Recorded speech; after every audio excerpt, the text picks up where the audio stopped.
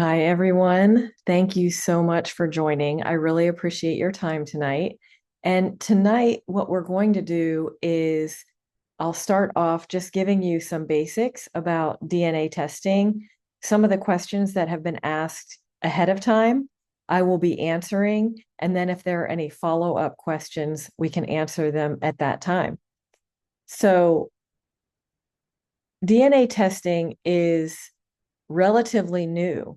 It's something that the genome was sequenced in 2003, and it was extremely expensive at that time. I think it was around $1,000 to do a genomic test. And unfortunately, at that time, not a lot of research was done because it was so new. So there wasn't a lot of information about health. It was really fueled by the companies that were investing in it, and they were investing and giving research grants to hospitals and clinics to research medications. So it's looking at certain conditions, certain genetic, they would call it a genetic predisposition, and then what drug would address that gene or that particular issue. And then it was really focused on the CRISPR approach, which is about gene editing. So that's why it took a while for there to be enough research on the health implications of DNA that were not specifically around pharmaceuticals. Now there's a lot of information, and it's a beautiful thing because what it does is provide us an opportunity to really understand our own bodies and appreciate that we have an opportunity to raise the bar when it comes to our health and even our performance from an athletic standpoint, from a physical standpoint. If we have any kind of physical goals, we can look at our genes and better understand what's going to support our approach and what we're doing, what we're trying to accomplish. When we look at genetic testing now, it's extremely accessible. It is much more affordable. When we look at the testing, it is, oh, we have a friend. Beep. um, we have the testing is almost too much of an opportunity, to be honest, because we have a lot of different test options and people don't know which ones to choose, as well as the fact that there have been some not so scrupulous companies out there that have tainted the view of the in the market. We'll cover a little bit about that as well. But to understand, first of all, how to test, we're looking at different segments of the market that the tests address. We have the tests that are specifically for ancestry, hence the name Ancestry DNA is one of the tests.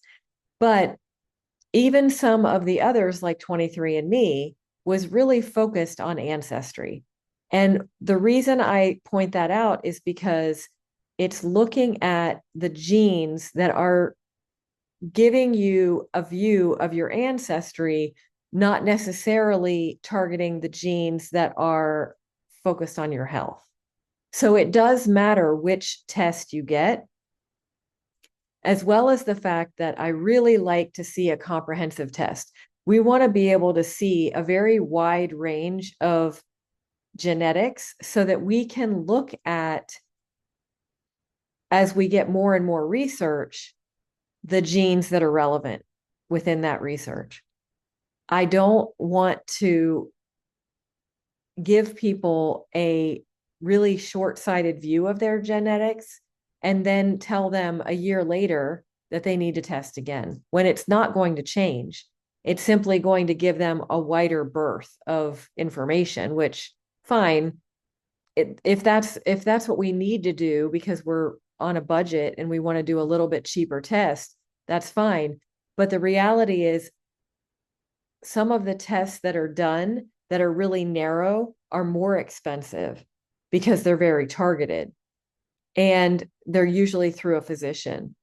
So if an example would be if someone goes into a clinic and they talk to their doctor about having family history of cancer or heart disease, they may be given a genetic test on a subset of genes that is sometimes only 5 genes.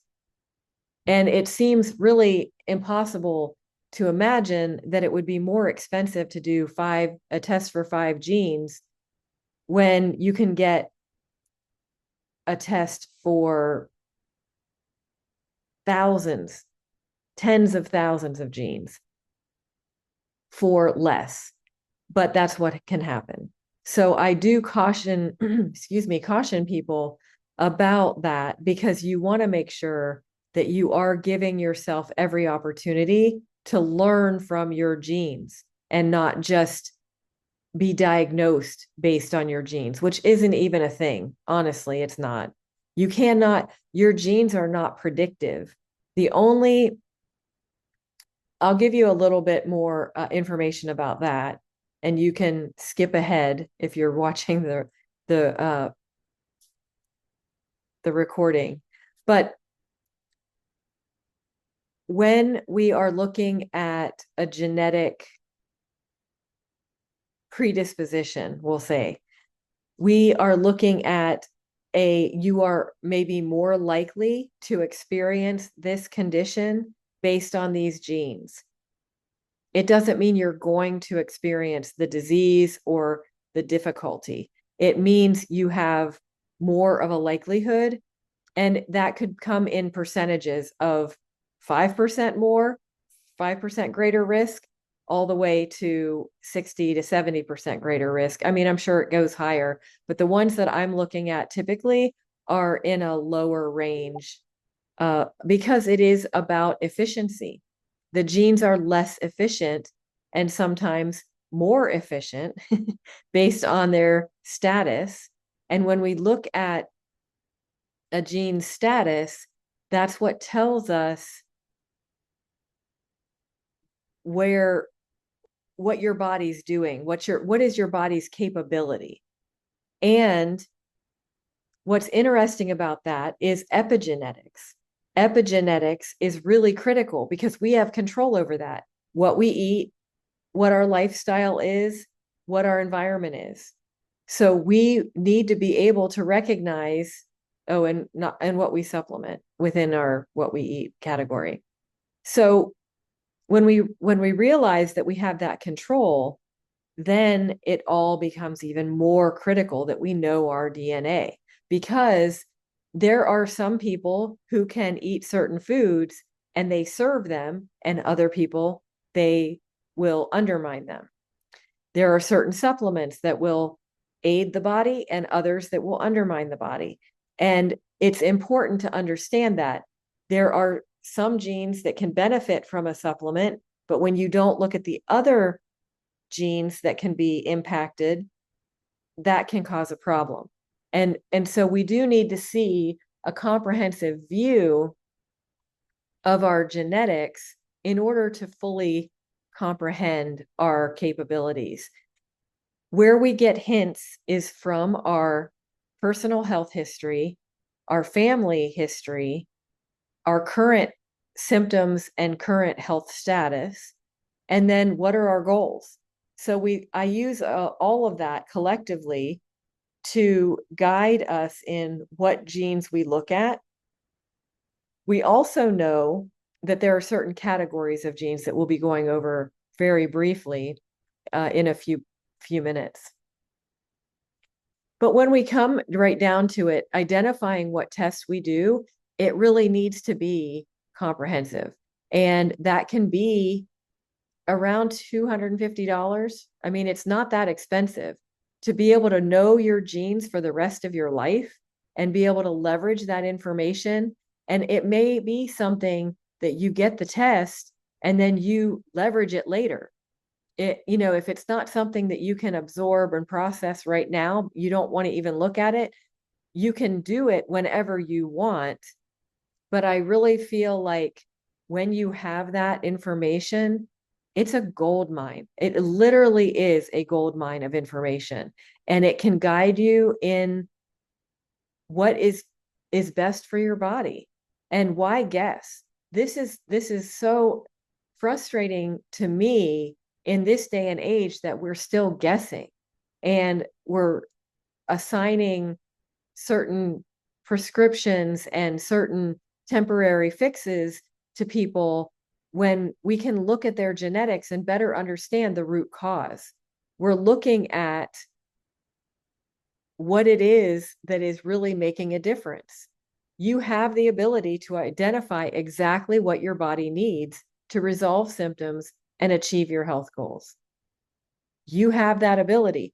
Everyone has that ability, but I can appreciate that it is complicated. It is not necessarily the information that you would get by looking at a report, like a lab report tells you, here's your blood analysis and here's what your level of vitamin D and all of the different, um, blood levels. When you start to look at the blood levels, the doctor can explain to you, which again, it takes explanation, what this indicates. If you have low ferritin, if you have, a high level of B12, it might be elevated.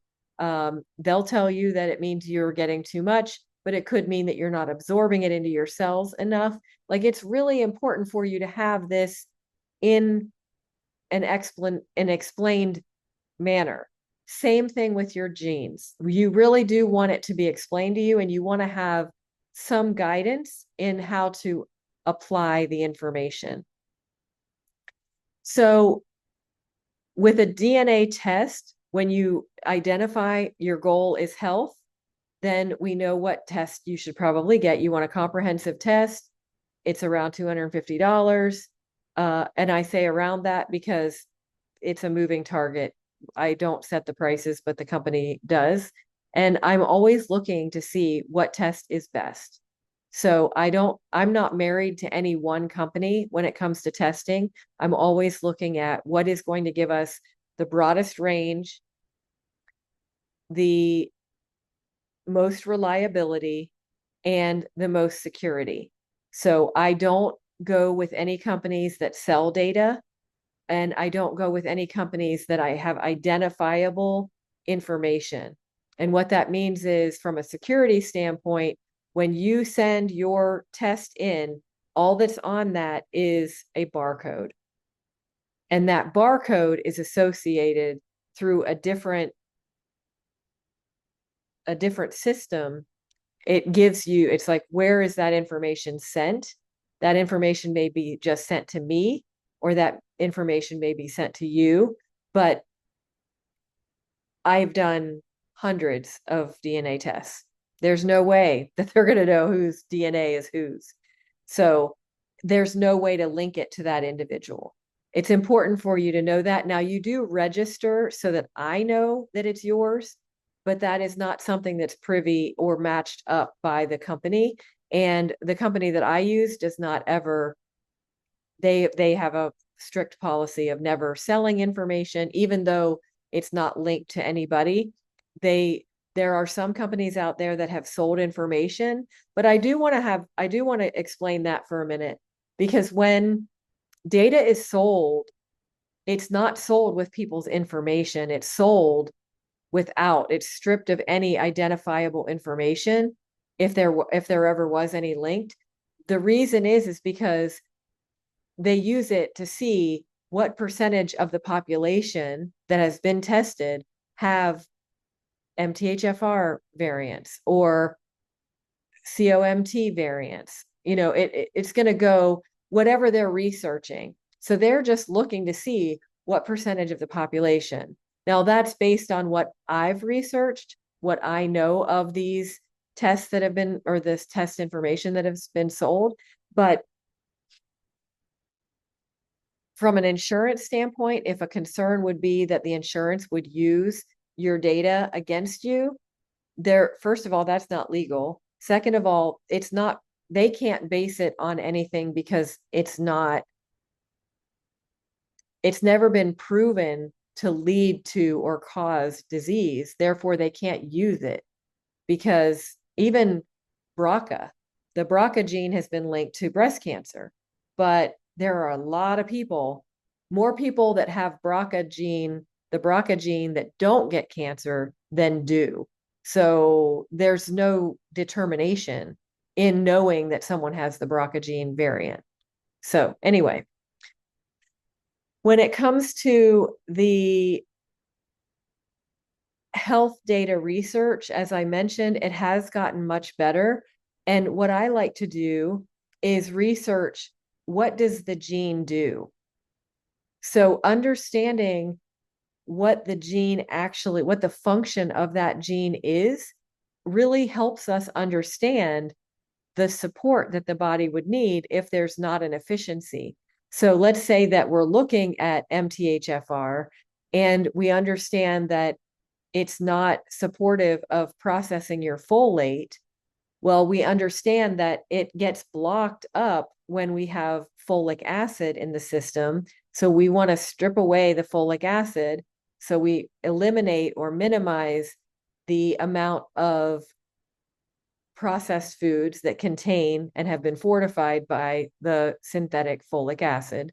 And then we bolster the system with folate, methylfolate, and we make sure that the body is also processing your sulfur in a very efficient manner. Otherwise, you may have some challenges with an abundance of sulfur when it comes down to supplementing. So we want to make sure that the body's efficient in multiple areas so that you are feeling better and you're experiencing the benefits, but understanding the function of each gene is really helpful. If we don't understand it, again, it becomes a guessing game. We want to be able to give the body the support that it needs and really help you improve and protect your health.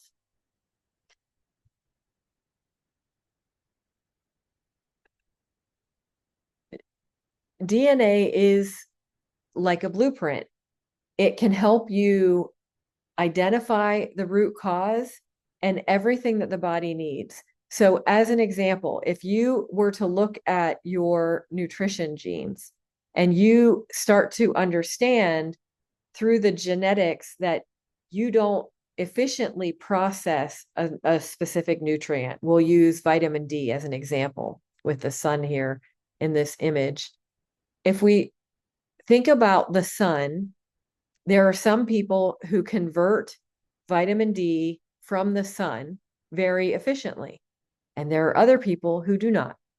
And we would be mistaken if we listen to advice saying just get 20 minutes of sun every morning. I'm not saying it's not good because it's still going to make you feel good. It's great for your energy. It's very good for, if you're earthing, if you're out walking in the grass barefoot, that's fantastic. That's an added benefit. But if you don't convert vitamin D from the sun, you still need vitamin D. So we need to know these things because vitamin D is imperative for the processing of other nutrients. It's very important for sleep. It's very important for mood. It's important for so many different functions in the body. If we go years not knowing that, and we don't compensate for the lack of vitamin D, that's where disease begins. So symptoms creep up to tell you and show you that there's a problem. Your body is not functioning optimally because of a deficiency. And those symptoms are there to alert us. And if we just mask those symptoms and we take a medication or we ignore them, it really is clear why we develop disease, isn't it? Because we are not addressing the root cause. We still have the problem and we're just masking it. So I don't recommend that. And of course, it's something that we have to learn. And once we learn that and we shift our mindset to appreciate why it is so important that we know our bodies and know our DNA and listen to our symptoms, we it's like we're in a completely different trajectory, and we're able to manage our health strategically instead of just guessing. So when we think about DNA testing, it's a saliva test. It's mailed to you. It's something that you do away from food or drinking anything, brushing your teeth, anything like that, at least 20 minutes away from it, because you don't want it to be either diluted or tainted by anything. So you're doing a saliva test. Some of them are cheek swabs and some of them are spitting into a tube. When it comes to the process, it is then you go on a computer and you register the account. If you are still concerned about insurance linking your name to the data, use a fake name. You just need to tell me what that fake name is because I need to know where I'm getting the data.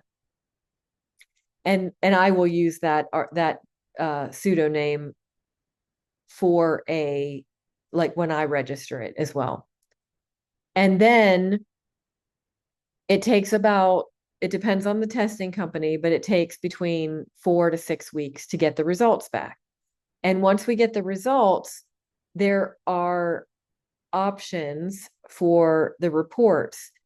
In my case, for what I'm doing right now, I create the reports myself. So I actually take the data and I look at the raw data and I fill in the full report because I have very specific genes that I look at for 5 different categories. I look at 5 categories, and it may seem intuitive once you hear them, but I do that for a reason, and I'll explain briefly why. So I look at nutrition, detoxification, oxidative stress, inflammation, and gut and immune health. What I did was, as I was for the last 10 years, I've done research on DNA. And what I realized is there are absolutely clear indicators in our genetics for the efficiencies and inefficiencies that lead to disease. And they most often fall in those 5 categories.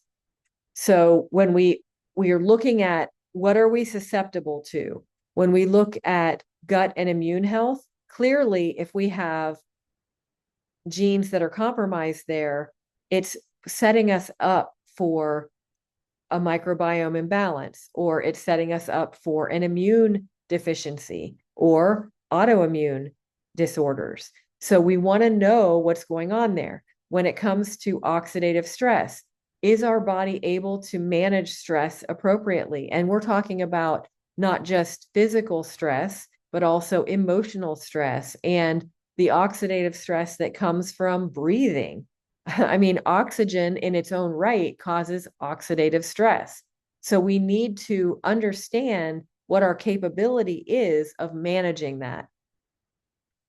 When it comes to inflammation, again, we have pro-inflammatory genes and anti-inflammatory genes. And if we end up upside down because we have very strong pro-inflammatory genes, but not anti-inflammatory, then we want to support the anti-inflammatory genes or slow down the pro-inflammatory genes. Also looking at our environment and our lifestyle and our diet and make sure that we're not really tipping the scale against ourselves. So we're identifying what we can do to really make the difference. When it comes to nutrition and detoxification, it's pretty obvious, I mean, if we're bringing in a lot of it, then they're kind of related, because if we're bringing in a lot of toxins through our food because we don't eat organically and we don't detox well, that's a problem. If we're taking in certain foods that our body doesn't manage well, we don't digest them well, or, when it comes to metabolizing, we're not converting the nutrients, then we're going to have more waste and more challenges within the system, and probably many deficiencies that we need to compensate for. When it comes to detoxification, if we work in a lab or in a place that has chemicals and we don't process them because our CYP genes are compromised, we need to know that, because there are things that we can do to naturally help and support our detoxification pathways. But if we don't know it, we can't compensate, at least not specifically. We can do some general detoxification, but it may not be what we specifically need.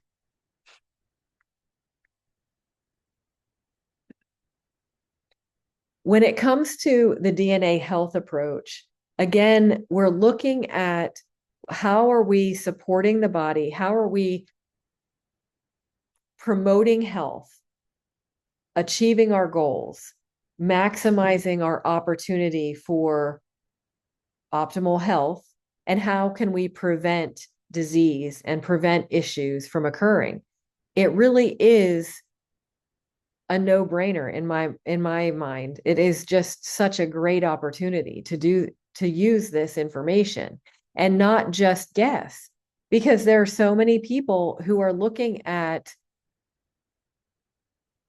a diagnosis and thinking of that as part of who they are, or looking at that as a life sentence. And the reality is, it's oftentimes it's a symptom or a collection of symptoms that have been labeled a name of a diagnosis. And those symptoms could be in many different camps, which, for those of you who have gone to a doctor and tried to get diagnoses, a diagnosis, you're like, oh, there are too many diagnoses to choose from because that have overlapping symptoms. We don't know. And then they run this whole battery of tests to see. And in some cases, they may even say, oh, you're normal, or we don't know. It's important to recognize you're not required to have a diagnosis to get a result, to overcome it. In fact, a lot of times then you're just thrown into a category of medications that have been assigned to that particular diagnosis. And those are not necessarily addressing the root cause. Very rarely are they addressing a root cause. So it may be a blessing if you can't find a diagnosis, because now you're not pigeonholed and have that in your file of this is what this person has. What we want to be able to do instead is look at the genetics that can contribute to that condition. Does it involve inflammation? Does it involve oxidative stress? Is it related to gut health? Let's look at the genes and understand what's going on. When you have, again, those are the hints that we get to know where to look and what genes to really zoom in on and appreciate what our status is. It's an unbelievable opportunity.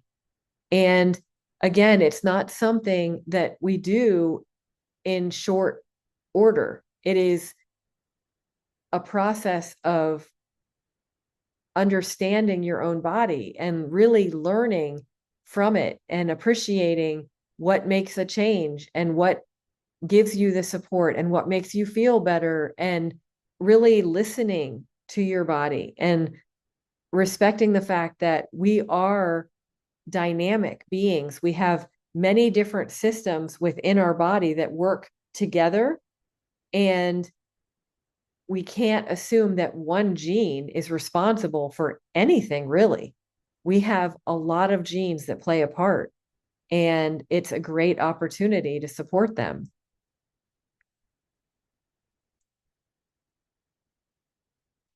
When we look at, I talked a little bit about symptom resolution, and let me talk a little bit more about prevention. So when we think about prevention, I'll use myself as an example. Both of my parents died young.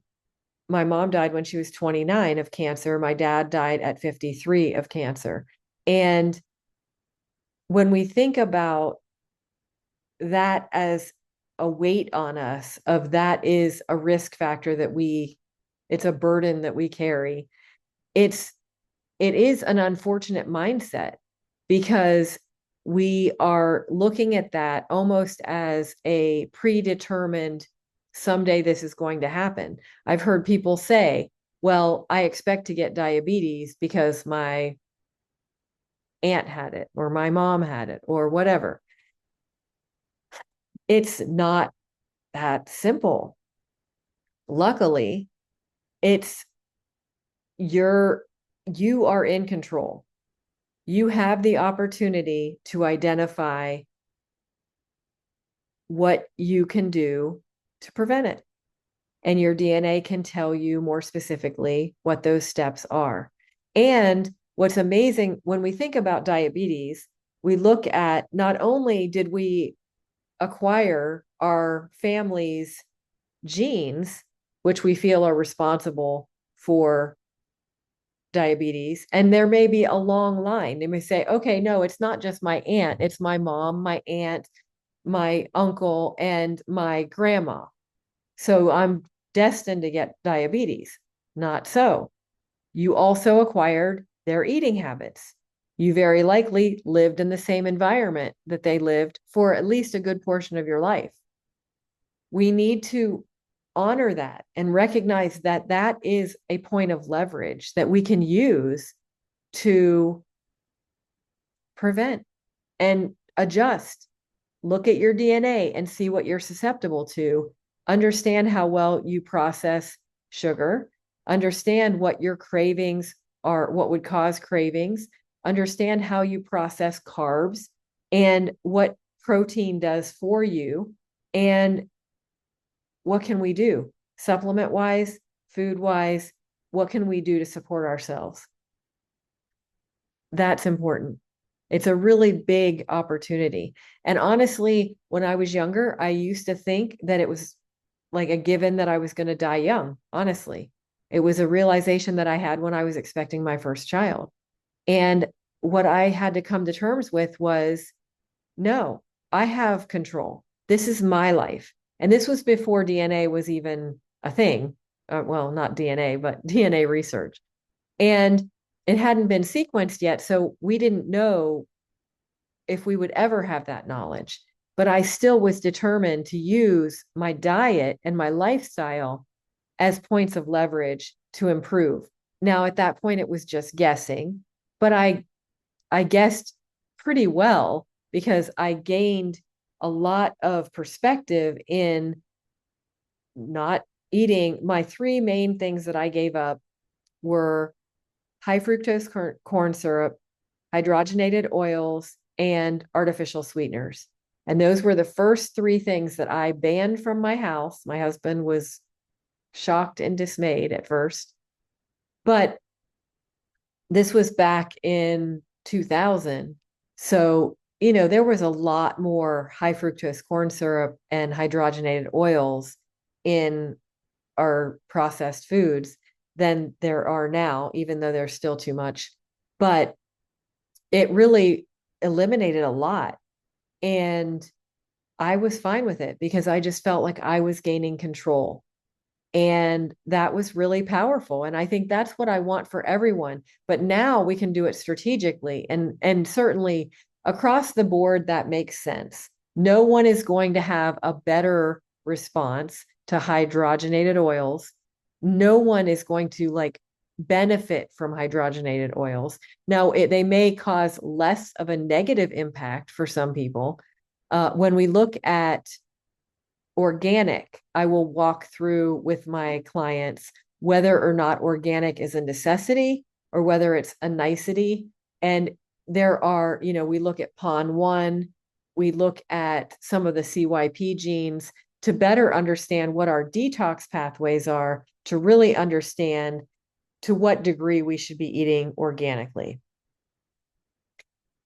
One thing I would say for everyone is corn should be across the board organic, because the glyphosate is actually spliced into the seed so that it is not killed when it is sprayed. And that is genetically modified to accept the weed treatment without dying. And that's a no-go for me, because that means you can't wash it off. There's no way. And glyphosate is not easy to wash off anyway, but it is absolutely in research identified and linked to cancer. And golf courses are also very prominently in the US use glyphosate, and that's a big exposure. So if you spend a lot of time on a golf course, you should make sure you're detoxing very well. And there is a protocol that can help detox glyphosate.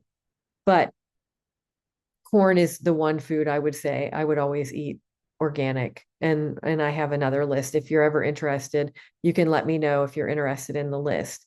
But it's important because we need to know, yes, what our individual bodies can tolerate, but there are some across the board that I would say is really important to consider.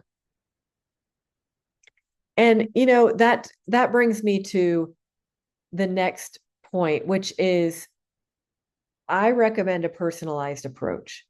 And we want to know ourselves. And we also need to think about, where are we on our journey? Where are we at this point? If you're not ready for DNA and it seems really overwhelming, that's fine. But start looking at your health and listening to your body. And if you are able to do that on your own, that's fantastic. I highly recommend that you get started right away, start tracking certain things that are important to you, make your health goals, set your expectations, and look at what your body's responding to well and what it might be not handling so well. If you find that you need support, there are different levels of support when it comes to this process. Starting to learn about your body, being encouraged and motivated, and there's accountability. I do have support for that. If you're just getting started and would like some guidance and some support and accountability, I have a membership that is a great way to commit to your health and not feel like you're alone. It's a group program where people come in and we learn from each other and we talk about health on a weekly basis. You have an opportunity to either join the group session or just listen to the recording, or just, touch base with me and find out, what's up and what you can be doing. So if you're interested in that, you can contact me and we can go over the details, because again, this is a personalized approach. It's what's best for you as an individual. Even if you say, I need to get started on my own, but I don't know where to start, I can do a 20-minute call with you, go over some of the basics of where to get started. And then you can move forward and actually, start really addressing your goals. And then if you're eager to get started learning about your DNA, I have a program called the DNA Discovery Program that is basically a guided tour through your DNA. And it is the 5 categories that I talked about. And there are some personalized options there. So depending on where you are in your journey, what you know about yourself already, it just depends where you are at this point of what I would recommend. We can have a call to discuss that as well. But you can always reach out to me. The DNA Advantage is my company name, Lisa Witherow on Facebook. the DNA Advantage on Instagram, on every other platform. It's the DNA Advantage. And I am happy to answer questions through direct messages or, through my website as well, which is the DNAadvantage.com. So I really hope this was helpful. I don't see any questions right now. Oh, yes. Okay, I do. So there was one question about the DNA. I did address it, just how the test works. But it is something that the test is actually included in the DNA discovery program. So it is included in that. So determining when you would do a test or how you would do that is going to be dependent on what you jump into. If you just want to do the test and do things on your own, we can absolutely do that. It's just, again, a matter of figuring out all the details, and then I would send it to you and go through that process. Do I recommend that? It's pretty frustrating, I gotta say, because you can get your DNA, and if you're only wanting to look at one gene, then that's totally fine. That's easy. But I have to say that it is a lot to figure out. And I have a ton of people that contact me and tell me that they've worked through another company that just other companies that just give them a report and don't give them any support directly. And they just get lost and they feel like they're not learning enough and that they just got the basic information and then that's it. And then they have to pay extra for like these additional sessions. And that's not how I work. Although if you decide that you want to do some one-on-one meetings, we can do that. And that depending on which program you jump into, that can be a one-on-one fee, but you get a discount on it because you're in my program.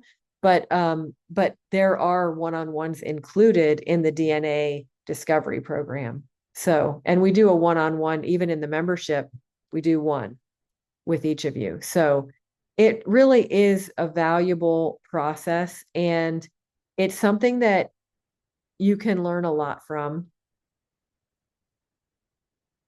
Yes.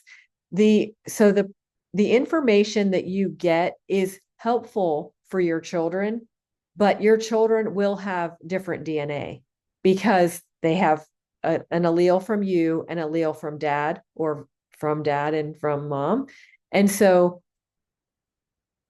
it's important to recognize that your DNA is not going to predict what your children's DNA is. It can give you a hint, but I don't know if you've ever done the DNA calculation, but you can see like what percentage, what is the likelihood of having a variant in this particular gene. If you know mom and you know dad, you can tell what quadrant they will end up in if they if you don't know their genetics. But you need to know mom and dad. And then it's just a percentage. So it is best to get DNA testing for children. So the question is, at what age would you do DNA testing? It really is up to you. I did DNA testing as soon as it was available for my kids, and I had no hesitation about doing that. It was the way I saw it was the information that I can get on their genetics far exceeds. So the value of that information and how we support their health now through the rest of their life is far more valuable than any risk that would be that information would be intercepted somewhere, someday, somehow. To me, it's not even of any consequence. But I can appreciate that some people are concerned about it. And I would say you have to do what's right for you. But use a pseudonym if you need to in order to get their DNA, because it is an amazing, amazing treasure trove of information that will help them. And even things like my son is an athlete, and I look to see is he more susceptible to certain injuries? We ended up doing some personal training to help strengthen his knees and do certain things because I don't want him to be on the sidelines because he's injured because I wasn't preparing him to take care of himself in a specific way.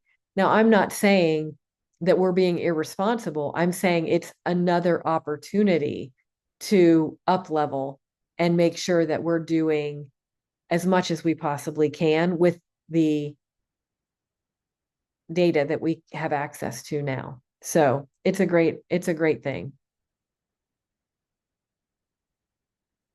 Any more questions?